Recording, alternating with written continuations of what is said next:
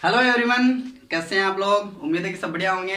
तो चलिए आज की वीडियो में हम चर्चा करेंगे motion of charge in magnetic field, यानी एक चुंबकीय क्षेत्र के अंदर कोई चार्ज है वो कैसे मोशन करता है, उस पर लगने वाला फोर्स कितना है और यदि उस पर फोर्स लग रहा है तो उसका पाथ कैसा होगा। इन बातों पर हम चर्चा करेंगे। तो चलिए, यदि आपको इसके नोट्स प्राप्त करने हैं तो आपको डिस्क्रिप्शन में नीचे लिंक दी गई है, जाके उस पर क्लिक करके आप नोट्स पीडीएफ फाइल के रूप में प्राप्त कर सकते हो। तो देखिए गाइस, यहाँ पर मेरे पास यहाँ पर कोई चार्ज है Q और ये चार्ज जो है वो V वेग से मोशन कर रहा है। कहां पर? मैग्नेटिक फील्ड के अंदर, यानी B के अंदर और इलेक्ट्रिक फील्ड के अंदर। देखिए गाइस, हमें पढ़ना तो यहाँ पर केवल मैग्नेटिक फील्ड ही है, लेकिन यहाँ पर हम इलेक्ट्रिक फील्ड भी साथ ले रहे हैं। क्यों ले रहे हैं आपको बताएंगे। तो ये मान सकते हैं कि यहाँ पर कोई इस प्रकार मैंने मैग्नेटिक फील्ड दर्शा दिया है।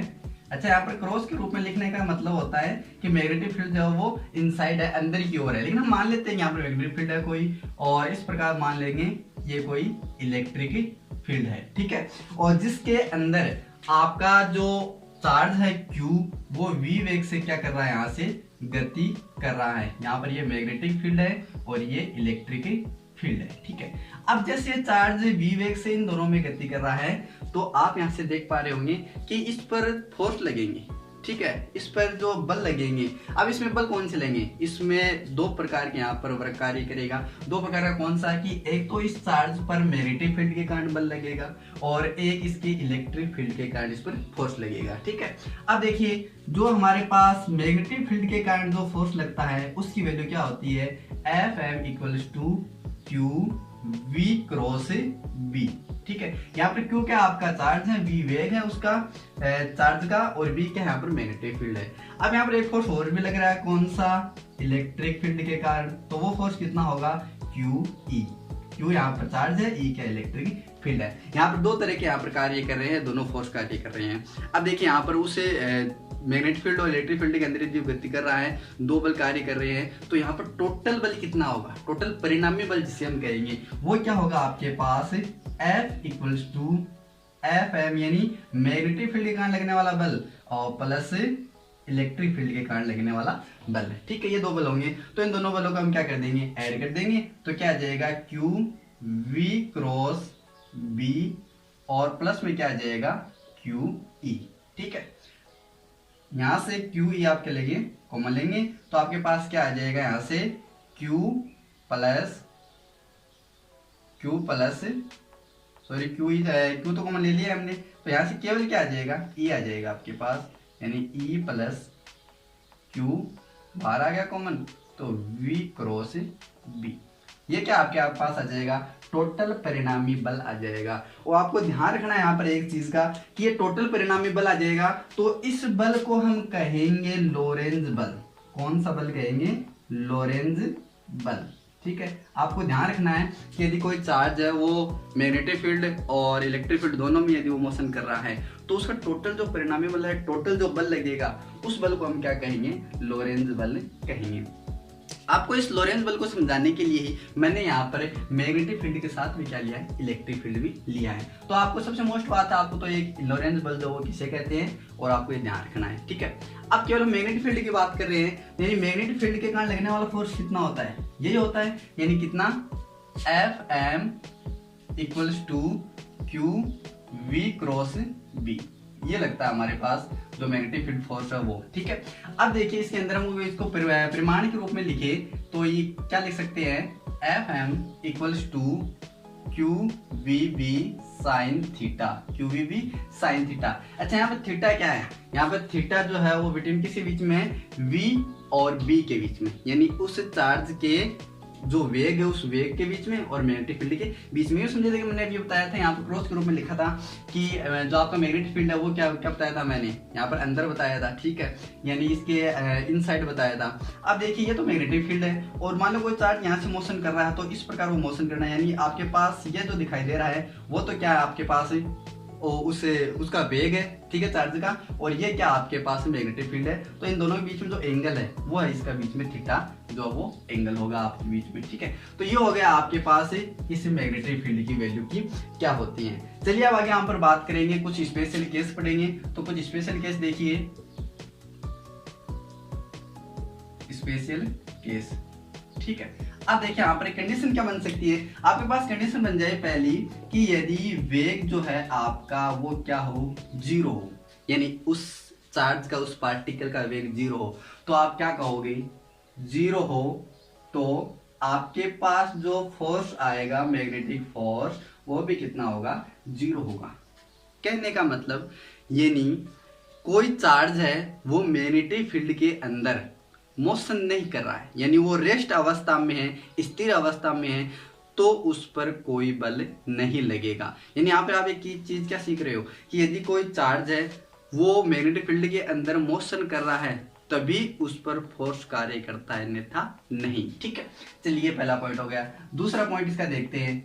दूसरा पॉइंट हो जाएगा कि यदि आपके पास थीटा जो है वो जीरो या फिर क्या हो, 180 डिग्री हो। 180 डिग्री मतलब क्या हुआ यहाँ पर कि आपके पास मान लो कोई मैग्नेटिक फील्ड की डायरेक्शन है वो इस दिशा में है। ठीक है, ये मैग्नेटिक फील्ड की डायरेक्शन है इसी दिशा में, और इसी दिशा में क्या होगा, मान लो उस चार्ज का क्या होगा, वेग हो गया, तो इन दोनों के बीच में जो एंगल होगा वो कितना होगा, 0 डिग्री होगा। ठीक है, इसी प्रकार यूं समझ सकते हो कि आपके पास ये तो कोई मैग्नेटिक फील्ड की डायरेक्शन है और इसके विपरीत जो है वो चार्ज पार्टिकल का है, वेग है, तो इन दोनों के बीच में जो एंगल होगा वो कितना होगा, 180 डिग्री होगा। ठीक है, यदि थीटा 0 या 180 डिग्री है, यानी आपके वेग और मैग्नेटिक फील्ड के बीच में एंगल जो 0 180 डिग्री है, तो उस पर लगने वाला फोर्स जो है, उस पर लगने वाला फोर्स जो है वो भी क्या होगा, 0 होगा। कैसे होगा 0, यहाँ पर देखिए अभी हमने लिखा है कि एफ एम इक्वल्स टू क्या होता है, Q V B sine theta. यहाँ पर थीटा की वैल्यू 0 और 180 डिग्री रखोगे आप, थीटा की जगह कितना, 0 180 डिग्री,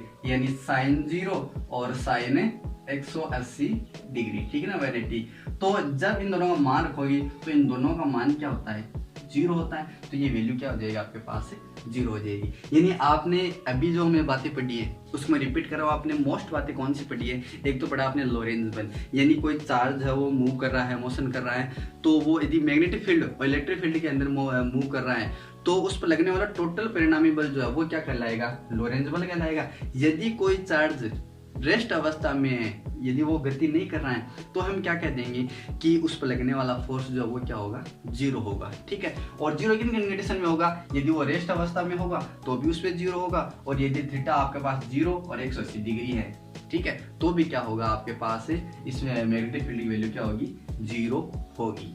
चलिए दोस्तों, अब यहाँ पर देखेंगे कि motion of charge in perpendicular, यानी आपके पास मोशन जो कर रहा है वो चार्ज वो परपेंडिकुलर हो किसके, मैग्नेटिक फील्ड के अंदर, यानी आपके पास उस कण का वेग v और जो मैग्नेटिक फील्ड है b वो दोनों परपेंडिकुलर हो। यानी अभी मैंने बताया था कि आपके पास मान लो ये कोई मैग्नेटिक फील्ड है, ठीक है, ये मैग्नेटिक फील्ड है जो किस साइड है, जो है इनसाइड, ठीक है, इनसाइड है, ठीक है, इनसाइड है, ये अंदर की ओर है, यानी ये इस प्रकार है, इस मार्ग की तरह अंदर की तरफ मैग्नेटिक फील्ड जा रहा है, और इसमें वेग जो है वो वेग इस दिशा में कर रहा है, यानी आपका जो पार्टिकल है क्यू है, चार्ज है, वो वेग इस दिशा में कर रहा है, यानी इस दिशा में वेग कर रहा है, तो उसके बीच में दोनों का एंगल क्या होगा, यहाँ पर परपेंडिकुलर होगा, यानी 90 डिग्री होगा। यानी आपके पास जो थीटा की वैल्यू है वो कितनी होगी, 90 डिग्री होगी। और अभी हमने जो मैग्नेटिक फोर्स निकाला था, यानी मैग्नेटिक फील्ड के अंदर कोई चार्ज यहाँ से मोशन कर रहा है, तो उसके अंदर जो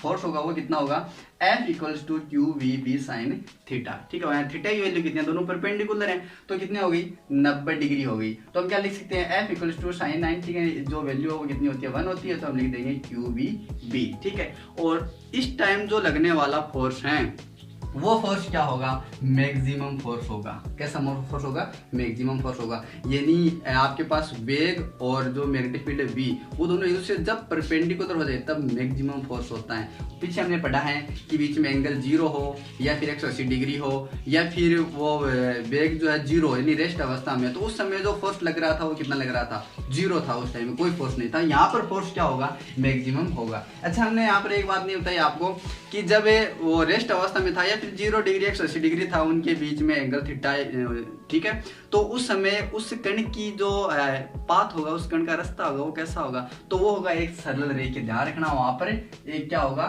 सरल रेखीय पथ होगा। सरल रेखीय पथ कब होगा, कि जब आपके पास थीटा की वैल्यू कितनी हो, 0 और 180 डिग्री हो, यानी आपका चार्ज उसी दिशा में मोशन कर रहा है जिस दिशा में आपका मैग्नेटिक फील्ड है, या फिर उसके विपरीत दिशा में मोशन कर रहा है, तो कण की जो पथ होगा वो एक सरल रेखीय पथ होगा इस प्रकार। ठीक है, आगे बात समझ में।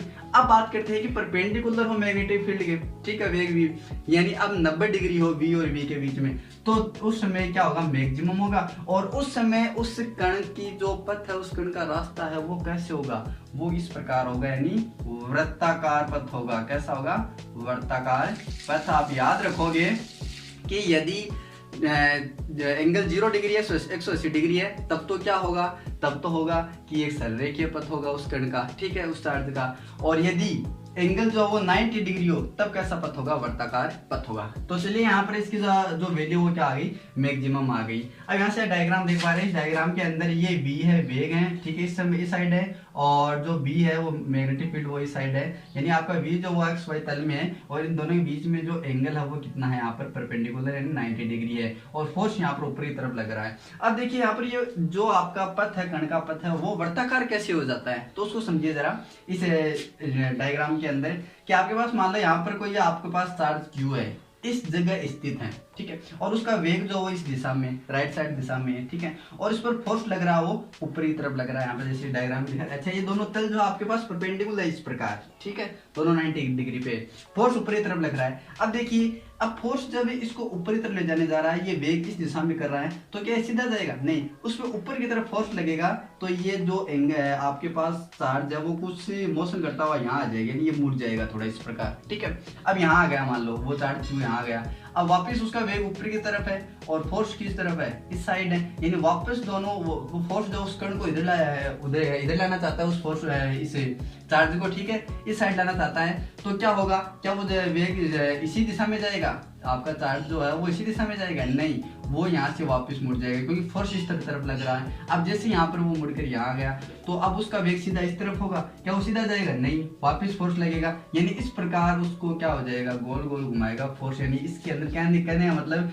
यहाँ पर आपके पास सेंट्रीपिटेड एक फोर्स लगेगा, यानी आपका अभिकेंद्रीय बल लगेगा इसके अंदर, ठीक है, तब क्या हो जाएगी, इसकी वर्ताकार पथ हो जाएगा उस चार्ज का, ठीक है। अच्छा, यहाँ पर जो आपका अभिकेंद्रीय बल लग रहा है वो किसके इक्वल होगा, यहाँ पर जो मैग्नेटिक फील्ड है, ठीक है, मैग्नेटिक फील्ड के कारण जो लगने वाला फोर्स है उसके इक्वल होगा, यानी आपके पास अभिकेंद्रीय बल जो है मैग्नेटिक फोर्स के इक्वल होगा। अब आपके पास अभिकेंद्रीय बल जो वो कितना होता है, mv²/r, जिसे हम अभिकेंद्रीय बल लिखते हैं, और मैग्नेटिक फील्ड कितना आपने qvb अभी लिखा है, मैक्सिमम निकाला आपने, ठीक है। तो यहाँ से देखिए, यहाँ से एक v से v क्या हो गया, कट गया, यहाँ पर पहली फुर्सत में निकल गया, तो mvr qvb, तो यहाँ से क्या आ जाएगा, r इक्वल्स टू क्या आ जाए आपके पास है mv/qb इक्वल्स टू, और यहाँ पर mv क्या आपके पास संवेग p है, तो यहाँ पे क्या लिख सकते हैं, p/qb, ठीक है।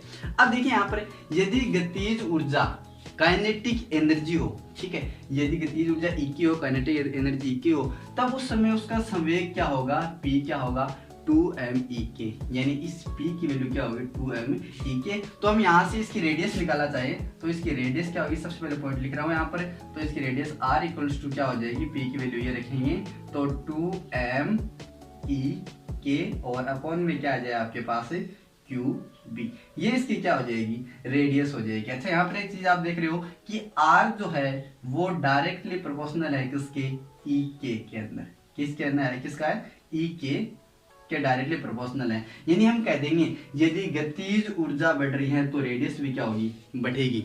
अच्छा, इस चीज को आप समझ रहे हो, यूँ देखिए, यहाँ पर कोई मैग्नेटिक फील्ड है, उसके अंदर कोई पार्टिकल चार्ज जो है वो मूव कर रहा है, मोशन कर रहा है, ठीक है, और वो मूव कर रहा है, परपेंडिकुलर ध्यान रखना, इसी की बात कर रहे हैं, तो उसकी गति कैसी होगी, पथ कैसे होगा, वो इस प्रकार वर्ताकार रूप में उसमें चलेगा, ठीक है। अब देखिए यहाँ पर मैंने क्या बताया कि गति ऊर्जा की आर क्या होती है, इसकी रेडियस प्रोपोर्शनली होती है, यानी इसका मतलब क्या समझे, यदि उस कण की गतिज ऊर्जा काइनेटिक एनर्जी अधिक है तो रेडियस अधिक होगी। कहने का मतलब यूँ समझिए कि हमारे पास एक चार्ज है, उस चार्ज को हमने कुछ धीरे से ऐसे धीरे से फेंका तो वो इस प्रकार गति करेगा, यानी इस पथ को गति करेगा वर्ताकार पथ में, और जैसे थोड़ी सी स्पीड उड़ाएंगे तो वापस उसका पथ जो बड़ा हो जाएगा प्रोपोर्शनली यहाँ पर, ठीक है।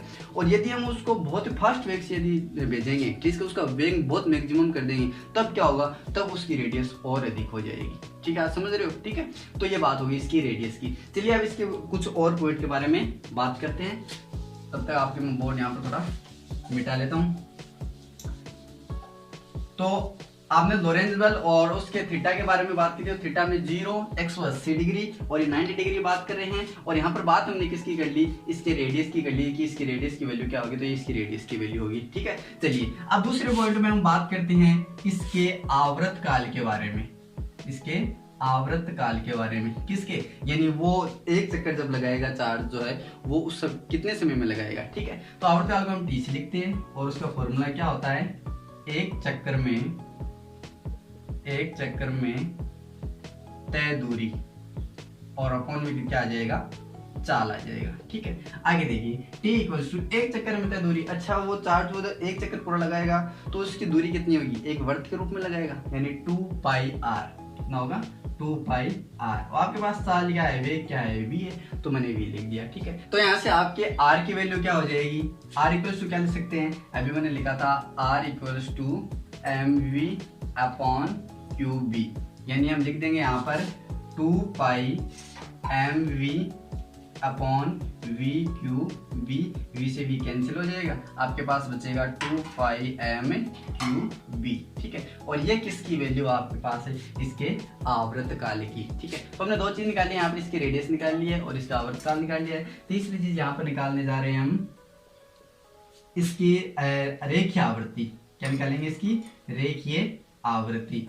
तो रेखीय आवृत्ति जो उसका फॉर्मूला क्या होगा, तो रेखीय आवृत्ति जो है, ठीक है, वो किसके होगी, 1/t, यानी आवर्त काल की यहाँ पर क्या होगी, इसकी उल्टी होगी। और रेखीय आवृत्ति को हम क्या लिख सकते हैं, v से लिखेंगे, यानी v इक्वल्स टू 1/t। तो हम क्या लिखेंगे इसको, qb अपॉन 2 पाई m, क्या लिखेंगे, qb अपॉन 2 पाई m, ये इसकी होगी रेखीय आवृत्ति। अब बात करते हैं इसके कोणीय आवृत्ति के बारे में, ठीक है। तो इसकी कोणीय आवृत्ति क्या होगी, फोर्थ पॉइंट है हमारा, फोर्थ पॉइंट है, तो इसकी कोणीय आवृत्ति, ठीक है। और कोणीय आवृत्ति को हम लिखते हैं यहाँ पर ओमेगा से, तो ओमेगा इक्वल्स टू क्या होगा, 2 पाई v, ठीक है। और वापिस इसका मान रखेंगे, तो v का यहाँ पर मान रखेंगे, v अभी हमने निकाला, ये देखिए, ठीक है, ये v निकालिए आप, इस v की वैल्यू यहाँ रखिए, तो आपके पास ओमेगा इक्वल्स टू क्या आ जाएगा, आपके पास है qb अपॉन 2 पाई m आ जाएगा। चलिए गाइज अब पढ़ते हैं हम कि जब मोशन ऑफ चार्ज पार्टिकल, यानी पार्टिकल मोशन कर रहा है, जब आपके पास थीटा कितना हो, 0 और 90 डिग्री के बीच में हो, यानी हमने सबसे पहले कंडीशन क्या क्या पढ़ी है हमने, कि उसके बीच में एंगल 0 डिग्री हो, 180 डिग्री हो, तब तो उसका पाथ कैसा होगा, एक सरल रेखीय पथ होगा। यदि परपेंडिकुलर है, यानी v और b, वेग और मैग्नेटिक फील्ड यदि 90 डिग्री है, ठीक है, दोनों के बीच में एंगल, तब उसका पाथ जो वो क्या होगा, वर्ताकार पथ होगा, ठीक है। अब हम क्या पढ़ रहे हैं कि जब थीटा जो 0 और 90 के बीच में, कितना भी थीटा हो सकता है, ठीक है, 0 और 90 के बीच में, तब उस समय उसका पाथ जो वो कैसा पाथ होगा, हेलिकल पाथ, जिसे हम कहते हैं कुंडलिनी पथ, यानी इस प्रकार चूड़ीदार के रूप में। आगे बात समझे। अब देखिए यहाँ पर इस प्रकार, यहाँ पर कोई दो तल हैं, ठीक है, जो लंबवत हैं, और इसमें ये मैग्नेटिक फील्ड है, ठीक है, और यहाँ पर इस तरफ क्या है, वेग है। तो यहाँ पर वेग इसका जब कुंडलिनी पथ के रूप में होगा, तो उसका वेग कहीं कम कहीं ज्यादा होगा, ठीक है। तो v1 वेग मान लेता हूँ यहाँ पर v sin थीटा, और vp माइनस है यहाँ पर v cos थीटा। तब इसकी हम रेडियस निकालना चाहिए इसी कुंडलिनी पथ के अंदर की। तो कुंडलिनी पथ की त्रिज्या क्या होगी, r बराबर mv1 अपॉन qb। v1 यहाँ पर पहला शुरुआत का वेग है यहाँ पर, तो रेडियस निकालेंगे। पीछे भी परपेंडिकुलर के अंदर भी तो हमने ये लिखा था कि mv अपॉन qb, यहाँ v1 आ जाएगा, और v1 की वैल्यू यहाँ पर लिख देंगे, v1 की वैल्यू क्या लिख देंगे, v sin थीटा। तो ये आ जाएगा आपके पास mv sin theta upon qb, ठीक है। ये तो आपके पास क्या आ गई, रेडियस आ गई। अब बात करते हैं इसके आवर्तकाल की। तो आवर्तकाल में तो हमने क्या लिखा था कि एक चक्कर में तय की गई दूरी बटे चाल, यानी एक चक्कर में तय की गई दूरी कितनी है, 2 पाई r, और चाल कितनी है यहाँ पर v1 है। तो यहाँ से 2 पाई r v1, और यहाँ पर वैल्यू रखेंगे r की और v1 की। v1 की वैल्यू कितनी है, v sin थीटा, और r की वैल्यू यहाँ पर कितनी है, v हमने निकाली है mv sin theta upon qb, value रख देंगे। तो हमारे पास क्या आ जाएगा, इसका आवर्तकाल, यानी 2 पाई m qb, ठीक है। अब बात करते हैं यहाँ पर चूड़ी अंतराल की। चूड़ी अंतराल से क्या तात्पर्य हुआ अभी, कि यहाँ पर जब ये चूड़ीदार इस कुंडलिनी पथ है ये, ठीक है, तो यहाँ पर दो चूड़ियों के बीच की जो डिस्टेंस है वो कहलाती है आपके पास पिच कहलाती है, वो चूड़ी अंतराल कहलाती है, ठीक है, जिसे पिच भी कह सकते हैं। तो वो कितनी होगी, P-1/T होगी। यहाँ पर P-1 की वैल्यू कितनी लिख देंगे, V cos थीटा लिख देंगे। और T यहाँ पर क्या आवर्तकाल, तो आवर्तकाल अभी हमने निकाला है 2πm³, यानी इसको y से लिखेंगे, इसको हम किससे लिखेंगे, y से लिखेंगे। तो y इक्वल्स टू क्या आ जाए आपके पास 2πm v cos θ³, ये वाला यहाँ पर v को 2πm v cos θ/3, और इसको सरल करेंगे तो हमारे पास ये r की वैल्यू है हमारे पास, तो सरल करेंगे तो क्या आ जाएगा 2πr tan θ, ये आ गई इसके पिच की वैल्यू। तो इसकी क्या होगी, इसका पथ जो वो कैसा होगा, कुंडलिनी पथ होगा, ठीक है। तो अभी हमने आज जो पढ़ा है उसको वापस रिपीट करते हैं, क्या क्या पढ़ा है। तो सबसे पहले पढ़ा हमने लोरेंज बल, ठीक है, कि लोरेंज बल क्या होता है। तो मैंने बताया था कि लोरेंज बल यदि कोई चार्ज पार्टिकल या कोई चार्ज है वो किसी मैग्नेटिक फील्ड के अंदर और इलेक्ट्रिक फील्ड के अंदर मोशन कर रहा है, ठीक है, तो उस समय उसका टोटल परिणामी बल जो है वो क्या कहलाएगा, लोरेंज बल कहलाएगा वो, ठीक है। इसके बाद हमने बात की थी कि यदि आपके पास कोई चार्ज है, ठीक है, और वो उस चुंबकीय क्षेत्र के अंदर रेस्ट अवस्था में बिल्कुल कोई मोशन नहीं है, तो उस पर फोर्स भी क्या होगा, जीरो होगा, कोई फोर्स नहीं होगा। तो फोर्स तभी लगेगा जब वो मोशन करता है, ठीक है। इसके बाद हमने पढ़ा था कि जब वेग v, उस पार्टिकल के वेग v और मैग्नेटिक फील्ड के बीच में, दोनों बीच में एंगल यदि 0-180 डिग्री हो, यानी उसी दिशा में फिर उसके विपरीत दिशा में यदि वेग हो मैग्नेटिक फील्ड के, तब उस समय फोर्स क्या होगा, जीरो होगा। पथ कैसा होगा आपके पास, पथ होगा एक सरल रेखीय पथ है। यदि जब परपेंडिकुलर हो v और b, वेग और मैग्नेटिक फील्ड परपेंडिकुलर हो, तब उस समय पथ क्या होगा, वर्ताकार पथ होगा। कैसे होगा वो मैंने बता भी दिया है, ठीक है।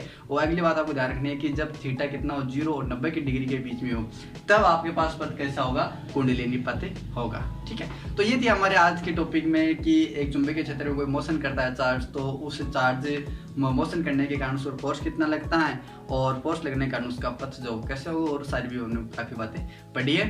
तो उम्मीद है कि आपको वीडियो पसंद आएगा, पसंद है तो लाइक शेयर और चैनल को सब्सक्राइब भी कर लीजिए, क्योंकि आपको नोटिफिकेशन मिलता रहेगा लेटेस्ट वीडियो के सबसे पहले। तो मिलते हैं अगले वीडियो में, तब तक के लिए बाय बाय।